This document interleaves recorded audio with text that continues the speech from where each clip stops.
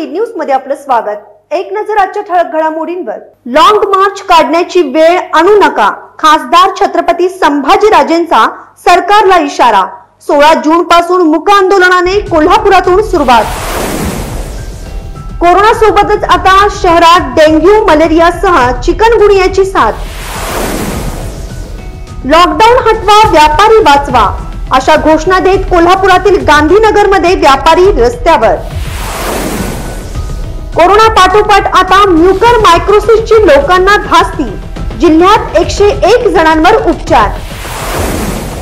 आणि करवीर तालुका पश्चिम भागात कोरोना महामारीवर उपाययोजना करण्यासाठी सर्वांनी मिळून प्रयत्न करणं गरजेचं, पोलीस निरीक्षक संदीप कोळेकर यांचं प्रतिपादन।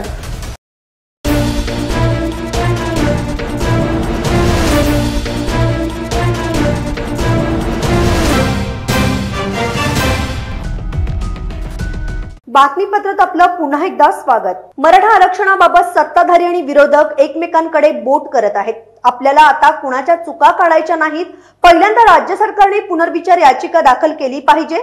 कलम 338 बी नुसार पुन्हा मराठा समाजाला मागास असल्याचं सिद्ध केलं पाहिजे, अशी मागणी संभाजीराजे छत्रपती यांनी केली आहे। कोल्हापुरात संभाजीराजे छत्रपती यांच्या उपस्थितीत मराठा समाजाची बैठक झाली। कोल्हापुरातील सर्व समन्वयक या बैठकीला उपस्थित होते। 16 जूनला मराठा समाजाच्या वतीनं जे आंदोलन करण्यात येणार आहे त्यावर आता चर्चा करण्यात आली आहे। महाराष्ट्राचे मुख्यमंत्री, उपमुख्यमंत्री, विरोधी पक्षनेते या सगळ्यांशी संबंध माझे चांगले असल्याचं सांगत संभाजीराजे म्हणालेत की माझ्या मराठा समाजासाठी काय कराल ते सांगा, मी समाजाची दिशाभूल करणार नाही, मी दिशा देणारा आहे। शाहू महाराजांच्या भूमीतून आंदोलन व्हावं अशी भूमिका सर्व समन्वयक यांनी घेतली। कोल्हापुरात 16 तारखेला आंदोलन होणार असून आता एकदाच ताकद दाखवायची, पुण्यापासून मंत्रालयापर्यंत लॉंग मार्च काढला जाईल असंही संभाजीराजे छत्रपती यांनी म्हटलं आहे। 16 तारखेला आता मूक आंदोलन करण्यात येईल। आम्ही बोललो, आता लोकप्रतिनिधींनी बोलायला हवं, आपली वोट बँक बाजूला जाईल म्हणून कोणी बोलत नाही।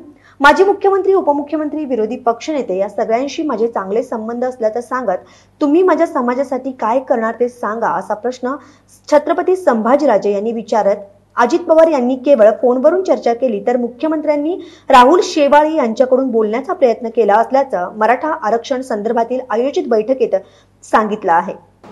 त्यांचे आपण हे लावायचे, नेम प्लेट लावायची तिथं, सगळे 12 आमदार आहेत, काय आपले किती आमदार आहेत ते 3 खासदार आहेत, जे नाही आले त्यांना आपण फोकस करू।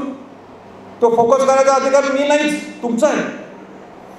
सकल मराठा समाजाचे राज्याचे समन्वयक बोलतीलच, पण पहिला अधिकार जे काय बोलायचं आहे ते कोल्हापूरकरांचं आहे आणि हा मेसेज आपण देऊ। पण परत तरी सांगतो की ही संयमाच्या भूमिकेच्या बरोबर आक्रमक सुद्धापणा आमचा तो आम्ही सोडणार नाहीये। ती मीटिंग होणार, आम्ही वाट बघतोय। तुम्ही आमच्या खेळ केलाच तर शेवटी पूर्ण राज्याची ताकद पुण्यातून ते मुंबई विधानभवनपर्यंत जाणार आणि मग तुम्हाला लक्षात येईल 58 मोर्चे हे काय होते। लॉकडाऊन हटवा, व्यापारी वाचवा, माझे कुटुंब माझी जबाबदारी, दुकानं बंद ठेवून कसा जगेल व्यापारी, इतर बोलते स्लोगन असलेले फलक हातात घेऊन आज गांधीनगर येथील व्यापाऱ्यांनी सर्व दुकाने बंद करून अनोखं आंदोलन केलं आहे। अत्यावश्यक असलेल्या औषध दुकानदार यांनी सुद्धा यामध्ये सहभाग घेतला होता। अनलॉक मध्ये सरसकट सर्वच दुकाने सुरू करावीत या मागणीसाठी आज सर्व व्यापाऱ्यांनी दुकानं बंद ठेवली। दरम्यान व्यापाऱ्यांनी बंद दुकानांसमोर थांबून विविध मागण्यांचे फलक हातात धरले होते। यावेळी गोवालदास कट्टर, सुरेश आहुजा, दिलीप कुकरेजा, मनोज वंजामी, श्रीचंद पंजवानी, विनोद आहुजा, राजकुमार अडवाणी, अशोकलाल झुमरानी, सुनील वंजाने इत्यादी उपस्थित होते। गेले 2 महिने झाले शासनाच्या आदेशाप्रमाणे आम्ही सर्व त्यांचे आदेश पाळलेले आहेत। 2 महिने झाले, पण शासनाकडून 2 महिन्यानंतर सुद्धा लॉकडाऊन अनलॉक करणं हे अजून सुरू नाही आहे। त्यासाठी 2 महिने झाले आज आमचे कामगार, मालक यांची सगळ्यांची उपासमार चालू आहे आणि त्या कामगारांचे पगार कसे द्यायचे याचे आता प्रश्न पडलेले आहेत। त्यासाठी हा आज आम्ही आंदोलनाचा भाग केलेला आहे आणि त्यासाठी लाईट बिल भरणे, घर भाडा भरणे, सगळे खर्च टॅक्स चालू आहेत, सगळे टॅक्स चालू आहेत। पण आता याच्या पुढे काय करणार अजून शासनाकडनं कोणत्याही सूचना नाही आहेत। आता आम्ही जास्तीत जास्त 2 दिवस आम्ही वाट बघणार. शेवट 15 तारीख त्यांनी दिलेली आहे. 15 तारखेनंतर आम्ही पुन्हा एक आंदोलन करून आणि आम्ही दुकान उघडायचं चालू करणार आहोत. ITI या प्रशिक्षण संस्थेत 2017 मध्ये प्रवेश दाखल केलेल्या विद्यार्थ्यांची 34 सेमिस्टर 2019 मध्ये पार पडली. मात्र या सेमिस्टर मध्ये ज्या विद्यार्थ्यांचे विषय राहिले आहेत अशा विद्यार्थ्यांच्या राहिलेल्या विषयांच्या परीक्षा अद्याप 2021 आलं तरी झालेल्याच नाहीयेत. याबाबत विद्यार्थ्यांमध्ये एक प्रकारची संभ्रमावस्था असून आमच्या परीक्षा होणार की नाही की आमचं शैक्षणिक नुकसान होणार असा प्रश्न आता त्या विद्यार्थ्यांना पडू लागलाय. प्रशासनाने लवकरात लवकर परीक्षा जाहीर कराव्यात, अन्यथा आम्हाला पास आउट करावे अशी मागणी आता विद्यार्थी वर्गातून होत आहे. ITI कोपर्डे या संस्थेत मी शिकत होतो. 2019 मध्ये ही आमची परीक्षा झाली. मी पुढे आमची परीक्षा झालेली नाही. 2 वर्ष झाले. रिपीटर आहे आम्ही. तर शासनाने लवकरात लवकर की नाही आमच्यावर काहीतरी सांगावे, नाहीतर विद्यार्थ्यांना पास तरी करून कमी मार्काने पास करून त्यांना सर्टिफिकेट द्यावे. आमची एवढी इच्छा. लवकरात लवकर आमची परीक्षा घ्यावी किंवा एवढ्या सगळ्यांमुळे आमची सगळ्यांची परीक्षा राहिलेली आहे. महाराष्ट्रात भरपूर आमची आहेत नुकसान घ्यायला लागले. रिपीटर आहेत आणि सर्टिफिकेट नसल्यामुळे आम्हाला कोण नोकरीही देणं झालेलं आहे. तर लवकरात लवकर शासनानं आपल्याला जरा तरतूद करून गेली.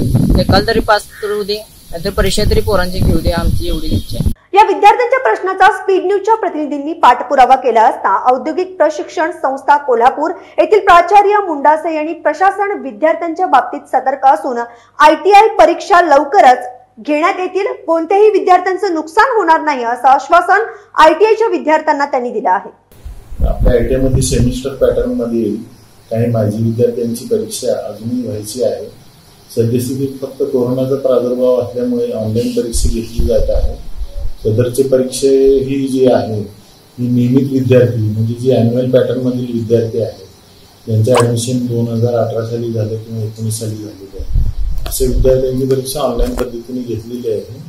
आणि 2017 किंवा त्यापूर्वीचे जे माजी विद्यार्थी आहेत ज्यांचे काही विषय राहिलेले आहेत अशांची परीक्षा देखील नवी दिल्ली DGT मार्फत घेण्यात येणार आहे. त्याचे वेळापत्रक लवकरच जाहीर केले जाईल आणि त्यामुळे वेळापत्रक जाहीर झाल्यावर सर्व जे काही माजी विद्यार्थी ITIचे असतील त्यांनी त्यांच्या कॉलेजशी संपर्क साधून परीक्षेसाठी फॉर्म वगैरे भरण्याची कार्यवाही करावी.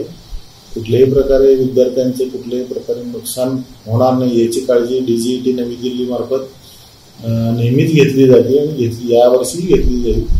कुठल्याही विद्यार्थ्यांच्यावर अन्याय होणार नाही किंवा परीक्षेपासून वंचित राहणार नाही. जे काही निर्णय DGT मार्फत कळवले जाईल ते विद्यार्थ्यांच्यापर्यंत पोहोचवण्यात येईल. प्रशासन त्याच्या बाबतीत सतर्क आहे. करवीर तालुक्यातील महे येथील कृष्णात भागुजी पुजारी या मेंढपाळ धनगराच्या 20 कोकरांचा रानटी प्राण्यांनी फडशा पाडला आहे. यामध्ये गरीब मेंढपाळांचे 1.5 लाखांहून अधिक रुपयांचं नुकसान झालं आहे. दरम्यान या तालुक्यातील साबरवाडी, खुपिरे व कडगाव पाठोपाठ आठवड्यातील ही 4थी घटना झाली असून धनगर समाजामध्ये आता भीतीचं वातावरण पसरलेलं आहे. महे येथील नाबाळे मळा नावाच्या शेतामध्ये कृष्णात पुजारी यांची बकरी बसण्यास होती. मंगळवारी दिनांक 8 रोजी सकाळी बकरी चरण्यासाठी गेल्यानंतर तळावर बकऱ्यांची लहान पिल्ले म्हणजेच कोकरे होते. परंतु त्या ठिकाणी कोणीही नसल्याने अज्ञात रानटी प्राण्यांनी या बकऱ्यांच्या पिल्लांवर हल्ला केला. यामध्ये 1 मयत असून 11 पिल्लांना गंभीर जखमी केलं आहे, तर 8 पिल्ली गायब आहेत. यामध्ये पुजारी यांचं सुमारे 1.5 लाख रुपयांचं नुकसान झालं असून मेंढपाळांनी ही घटना धनगर समाजाचे नेते व मल्हार सेना सरसेनापती बबनराव राणगे यांना कळवली. तत्काळ राणगे घटनास्थळी येऊन विभागासह जिल्हा परिषद पशुसंवर्धन विभागाला कळवलं. यावेळी वनपाल विजय पाटील, वनरक्षक रुपेश मुलानी, राहुल जोधवाल, डॉक्टर वाळवेकर, जिल्हा परिषद डॉक्टर इंगळे हे घटनास्थळी दाखल झाले. भर पावसात रात्री उशिरापर्यंत त्यांचा पंचनामा करण्यात आला. यावेळी सरपंच सज्जन पाटील, उपसरपंच रुपाली बोराटे, शाहीर युवराज पुजारी, बळीराम लांडगे, युवराज बोराटे, दत्ता बोडके, दत्तात्रेय हराळे, बाबूराव शेळके यांसह ग्रामस्थ उपस्थित होते. उचगाव येथे डेंग्यूसह चिकनगुनिया सदृश्य आजार मोठ्या प्रमाणात पसरत असून याबाबत तातडीने उपाययोजना कराव्यात अशा आशयाचं निवेदन शिवसेनेच्या वतीने जिल्हा प्रशासनाला देण्यात आलं आहे. उचगावमध्ये कोरोना सदृश्य आजाराने मोठ्या प्रमाणात थैमान घातला असून त्यात भरीत भर म्हणून चिकनगुनिया व डेंग्यू सदृश्य आजाराने मोठ्या प्रमाणात आपलं डोकं वर काढलं आहे. उचगाव या ठिकाणी चिकनगुनिया या आजाराचे रुग्ण मोठ्या प्रमाणात आढळत असून प्रियदर्शनी कॉलनी, मंगेशकर कॉलनी, रेडेकर गल्ली, मनेर मळा व संपूर्ण गावात कमी अधिक प्रमाणात ही साथ पसरली असून तालुका अधिकारी टीम कडून संपूर्ण गावाचा सर्वे करावा व लोकांच्या आरोग्यविषयक तपासणी करण्यासाठी मोहीम हाती घ्यावी अशी मागणी करवीर तालुका शिवसेनेच्या वतीने डॉक्टर नलवडे, तालुका आरोग्य अधिकारी, पंचायत समिती करवीर कोल्हापूर यांना देण्यात आलं। यावेळी करवीर तालुका प्रमुख राजू यादव, उपतालुका प्रमुख दीपक पाटील, युवा सेना तालुका प्रमुख संतोष चौगुले, उदगाव प्रमुख दीपक रेडकर, बाळासाहेब नलवडे आदी उपस्थित होते। करवीर तालुका पश्चिम भागात कोरोना महामारीवर उपाययोजना करण्यासाठी पोलीस प्रशासन, ग्रामपंचायती आणि कोरोना दक्षता समिती या सर्वांनी मिळून प्रयत्न करणं गरजेचं असल्याचं प्रतिपादन पोलीस निरीक्षक संदीप कोळेकर यांनी केलं आहे। करवीर तालुक्यातील कोरोना उपाययोजना आयोजित बैठकीत ते बोलत होते। अध्यक्षस्थानी गोकुळ दूध संघाचे माजी संचालक सत्यजित पाटील होते।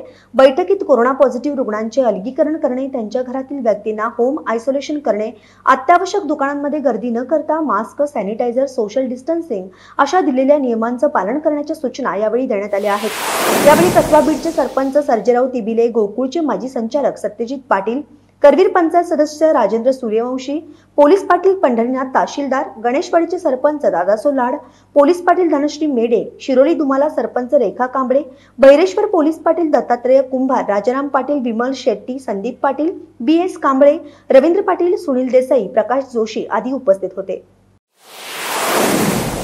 वेळ झाली आहे छोट्याशा विश्रांतीची। तुम्ही पाहत राहा स्पीड न्यूज लाईव्ह 24।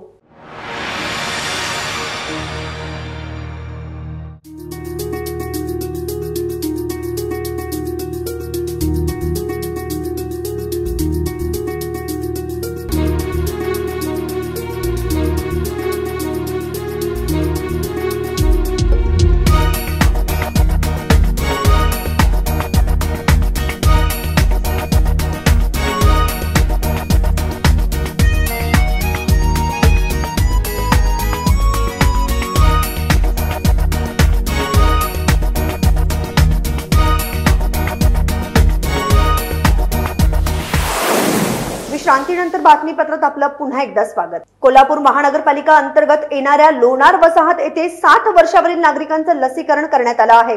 यावेळी आयुक्त डॉक्टर कादंबरी बलकवडे यांनी या लसीकरण मोहिमेची पाहणी करत स्थानिक नागरिकांची विचारपूस करत आरोग्य अधिकारी विश्वनाथ खेरमोडे यांना लसीकरणाबाबत काही सूचना केल्या आहेत। प्राथमिक शिक्षण समिती महानगरपालिका कोल्हापूर अंतर्गत लोणार वसाहत विद्यालय शाळा क्रमांक 68 येथे 60 वर्षावरील नागरिकांचे व दिव्यांग व्यक्तींचे लसीकरण करण्यात आले। यावेळी आयुक्त डॉक्टर कादंबरी बलकवडे यांनी या लसीकरण मोहिमेला भेट देऊन त्या ठिकाणची पाहणी केली। यावेळी उपायुक्त रविकांत अडसुळे हेही उपस्थित होते। महानगरपालिका आयुक्त डॉक्टर कादंबरी बलकवडे यांनी आरोग्य अधिकारी डॉक्टर विश्वनाथ खेरमोडे व उपशहर अभियंता हर्षजित घाडगे यांना लसीकरणाबाबत काही सूचना दिल्या। त्याबरोबर लसीकरणासाठी आलेल्या ज्येष्ठ नागरिकांशी आयुक्तांनी संवाद साधला।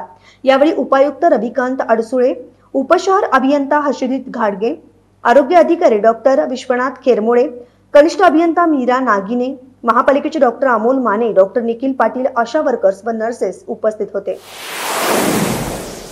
जन्म दाखला असूनही नावाच्या ठिकाणी कोरी जागा आहे अशा नागरिकांच्या मुलांच्या दाखल्यावर नाव घालण्यासाठी महानगरपालिकेने 5 वर्षाचा कालावधी दिला आहे। ज्या नागरिकांच्या मुलांच्या जन्माची नावाशिवाय नोंदणी 1 जानेवारी 2000 पूर्वी झाली आहे व ज्यांच्या नोंदणीला 15 वर्षाचा कालावधी पूर्ण झालाय अशा नागरिकांना या संधीचा लाभ घेता येणार आहे। जन्म नोंदणी अधिनियम 1969 चे कलम 14 व महाराष्ट्र जन्म मृत्यू नोंदणी नियम 2000 अधिनियम क्रमांक 10 नुसार जन्म नोंदणीमध्ये नोंदणी दिनांकापासून 15 वर्षापर्यंत बाळाच्या नावाची नोंद करण्याची तरतूद आहे। याबाबत राज्य शासनाने अधिसूचना देत 27 एप्रिल 2026 पर्यंत नागरिकांची नावे जन्म नोंदणीत समाविष्ट करण्यास सांगितलं आहे।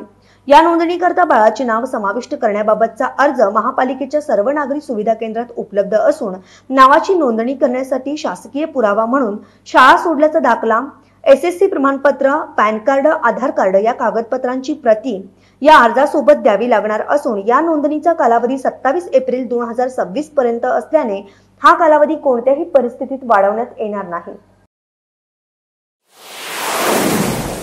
वसंत बहार टॉकीज रोड या ठिकाणी अमृत पेयजल योजनेअंतर्गत पाणी पुरवठा पाईपलाईनचं काम सुरू आहे।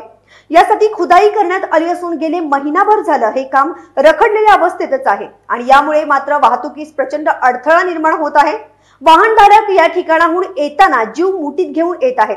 लवकरात लवकर हे काम मार्गी लावून रस्ता सुरक्षित करावा अशी मागणी आता नागरिकांमधून व्यक्त होत आहे।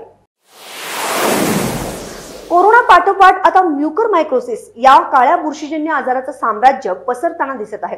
सध्या CPR आणि खासगी रुग्णालयात 101 म्युकरमायकोसिस रुग्णांवर उपचार सुरू आहेत।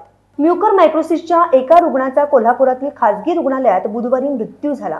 सध्या CPR आणि खासगी रुग्णालयात 101 जणांवर उपचार सुरू आहेत। जिल्ह्यात सध्या म्युकरच्या रुग्णांचा CPR वर ताण असून या ठिकाणी 76 जणांवर उपचार सुरू आहेत। 34 रुग्णांवर शस्त्रक्रिया करण्यात आल्या आहेत। त्याची दखल घेत जिल्ह्यातील एकूण 11 रुग्णालयांना म्युकरचे उपचारासाठी महात्मा फुले योजनेतून परवानगी देण्यात आली आहे। तसेच जिल्हा नियोजन मधून CPR साठी औषधांसाठी निधी उपलब्ध करून दिला जात आहे। आधीच कोरोना आणि आता त्यात पावसाळा सुरू झाल्यामुळे डेंग्यू, मलेरिया, चिकनगुनिया अशा साथीच्या आजारांचा फैलाव शहर आणि जिल्ह्याभरात होत आहे। यामुळे आरोग्य यंत्रणेवर प्रचंड ताण येत असून थंडी ताप आल्यास डॉक्टरांकडून तत्काळ तपासणी करून घ्यावी असं आवाहन जिल्हा आरोग्य प्रशासनाकडून आता करण्यात आलं आहे। पावसाळा आला की साथीच्या आजारांचे प्रमाण वाढतं, परंतु यावर्षी मात्र प्रत्येकाने विशेष काळजी घेण्याची गरज आहे। यासाठी वैयक्तिक स्वच्छता राखणे याबरोबरच डासांपासून बचाव करण्यासाठी प्रयत्न केले पाहिजेत। यासोबतच डबक्यात पाणी साचू न देणे तसेच पाण्याच्या ठिकाणी गप्पी माशांचं पालन केलं पाहिजे व परिसराची स्वच्छता राखणं आपल्या आरोग्याच्या दृष्टीने अतिशय महत्त्वाचं आहे। वेळ झाली आहे बातमीपत्रात इथंच थांबण्याची। पुन्हा उद्या भेटूयात नवीन ताज्या बातम्यांसह। तोपर्यंत पाहत रहा speed news live 24। Stay live, stay update.